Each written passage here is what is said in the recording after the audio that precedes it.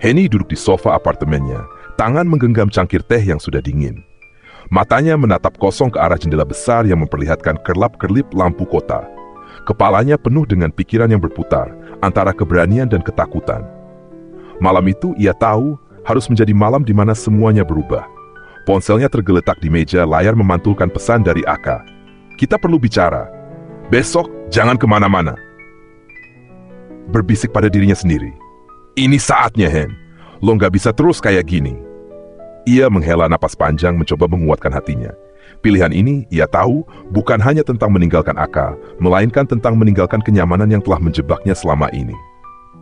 Keesokan harinya, Aka datang tepat waktu. Tanpa basa-basi, ia membuka pintu dengan kunci cadangannya. Henny yang sedang menyiapkan teh di dapur mendengar langkahnya mendekat. Lo ngajak gue ketemu buat apa? Gue lagi sibuk. Cepet aja. Nada suaranya tegas, penuh otoritas. Henny mencoba menenangkan diri, tapi hatinya tetap berdegup kencang. Aka, duduk dulu. Gue mau ngomong serius. Aka mengangkat alisnya sedikit tersenyum mengejek, tetapi ia menuruti Henny. Serius? Oke, gue dengerin. Apa sekarang lo mau minta sesuatu lagi? Mobil baru, apartemen di pusat kota, apa? Henny menatap Aka dengan mata yang penuh kejujuran, sesuatu yang membuat Aka sedikit bingung. Enggak, Aka. Gue nggak minta apa-apa lagi dari lo. Justru gue mau berhenti. Henning. Kata-kata Henny meluncur begitu saja, tetapi dampaknya langsung terasa. Aka mendadak tertawa kecil, tapi tawanya terdengar pahit. Berhenti? Maksud lo apa, Hen? Jangan bercanda. Gue serius, Aka. Gue mau keluar dari hidup ini. Gue mau ninggalin semua. Wajah Aka langsung berubah. Senyum mengejek itu lenyap, digantikan oleh tatapan dingin yang menusuk. Aka, lo pikir lo bisa keluar begitu aja? Lo lupa siapa gue. Lo nggak akan bisa hidup tanpa gue, Henny. Aka, gue tahu ini berat buat lo, dan buat gue juga. Tapi gue nggak bisa terus-terusan hidup kayak gini. Gue capek. Aka berdiri dari kursinya, berjalan ke arah jendela dengan gerakan kasar. Ia mengusap wajahnya dengan frustrasi, lalu berbalik dengan tatapan penuh kemarahan. Lo pikir lo mau jadi siapa kalau nggak ada gue? Gue yang bikin lo jadi kayak sekarang. Gue yang ngasih lo semuanya. Dan gue berterima kasih, Aka. Tapi ini bukan hidup yang gue mau. Gue nggak bisa terus jadi simpanan lo. Aka mendekat, nada suaranya berubah lebih rendah, tapi tajam. Lo nggak ngerti apa yang lo bilang, Henny. Lo cuma panik, mungkin lagi emosional. Gue kasih waktu buat lo mikir lagi.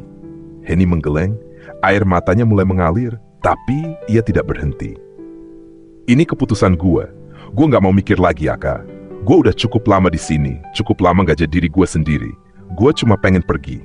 Aka menatapnya lama, ekspresinya dingin, hampir tidak manusiawi. Kemudian ia tersenyum, senyum yang penuh dengan ironi. Lo tahu apa yang bakal terjadi kalau lo pergi, kan? Lo nggak punya siapa-siapa. Lo nggak punya uang. Lo pikir hidup di luar sana gampang? Gue cuma tinggal ngomong sama orang-orang, dan lo nggak akan punya tempat kerja, nggak punya tempat tinggal. Lo mau hidup di jalanan? Henny terdiam. Kata-kata Aka seperti pisau yang menusuk hatinya. Tapi di balik itu semua ada kekuatan kecil yang terus menyala di dalam dirinya. Kalau itu harga yang harus gue bayar buat keluar dari ini semua, gue terima. Kata-kata itu membuat Aka pukul sesaat.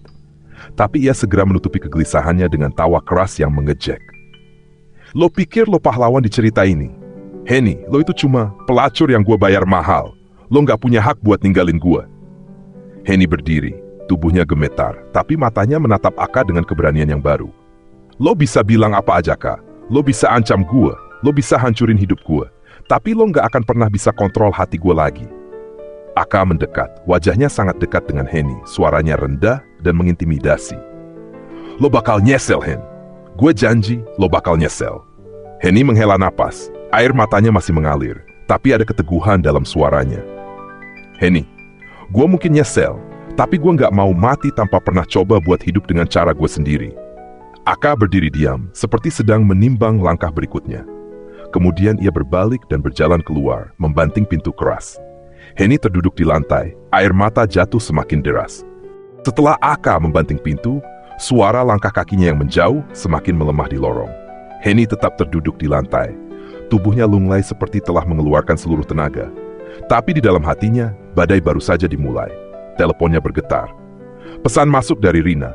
Hen, gue di bawah, ada yang harus kita omongin. Henny menghapus air mata dengan cepat, meski napasnya masih tersengal.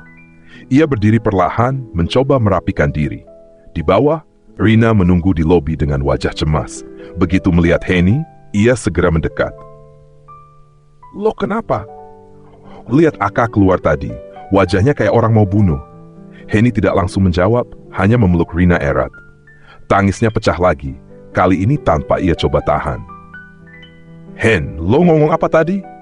Lo bikin dia marah. Gua bilang gua mau keluar dari hidup ini, Rin. Gua nggak mau lagi jadi barang dia. Gua udah bilang semuanya." Rina terdiam sejenak, lalu ketun Henny ke kursi di sudut lobi. "Gua bangga sama lo, Hen, beneran. Tapi lo tahu, Aka nggak akan tinggal diam. Lo tahu gimana dia kalau marah. Dia bilang gua bakal nyesel. Dia bilang dia bisa hancurin gue. Dan lo percaya dia nggak bakal lakuin itu?" Henny menunduk. Hatinya dipenuhi ketakutan yang sudah Aka tanamkan selama bertahun-tahun. "Dia bisa, Rin. Gue tahu dia bisa." Henny genggam tangan Henya. "Hen, kalau lo beneran mau keluar dari sini, lo harus kuat. Lo harus siap hadapin semua yang bakal dia lakuin. Tapi lo nggak sendiri, gue ada di sini." Henny menatap Rina. Air mata kembali menggenang. "Gue takut, Rin. Kalau gue gagal, kalau gue nggak kuat. Lo udah lebih kuat dari yang lo pikir, Hen. Lo tadi berani bilang semua itu ke Aka. Itu aja udah bukti kalau lo bisa." Saat mereka masih berbicara, telepon Henny berdering. Nama Aka muncul di layar. Kedua perempuan itu saling bertukar pandang. "Jangan diangkat." Henny menggeleng pelan, mengambil napas panjang, lalu menggeser tombol hijau di layar. Dari seberang telepon suara dingin. "Henny, gua kasih lo satu kesempatan lagi buat mikir ulang. Kalau lo nggak jawab dengan benar, gue sendiri yang bakal ngancurin lo." "Aka, gue udah mutusin ini. Nggak ada yang berubah." Henning di seberang telepon membuat napas Henny tercekat. Lalu, suara Aka kembali terdengar, penuh dengan kemarahan yang ditahan. "Lo nggak ngerti apa yang lo lakuin, Hen. Gue bakal pastiin lo nggak bisa lari dari gue. Tunggu aja." Telepon terputus. Henny terdiam, matanya menatap kosong ke arah layar ponsel yang kini kembali gelap. "Apa yang dia bilang?" "Dia bilang gue nggak akan bisa lari." Malam itu, Henny mencoba tidur, tapi pikirannya penuh dengan bayangan ancaman Aka. Sekitar pukul 2 pagi, ia mendengar suara-suara dari luar apartemennya. Ketukan keras terdengar di pintu, membuatnya terlonjak. Suara dari luar. "Henny, gue tahu lo di dalam. Buka pintunya." Itu suara Aka. Henny menggigit bibirnya, hatinya berpacu dengan kecepatan luar biasa.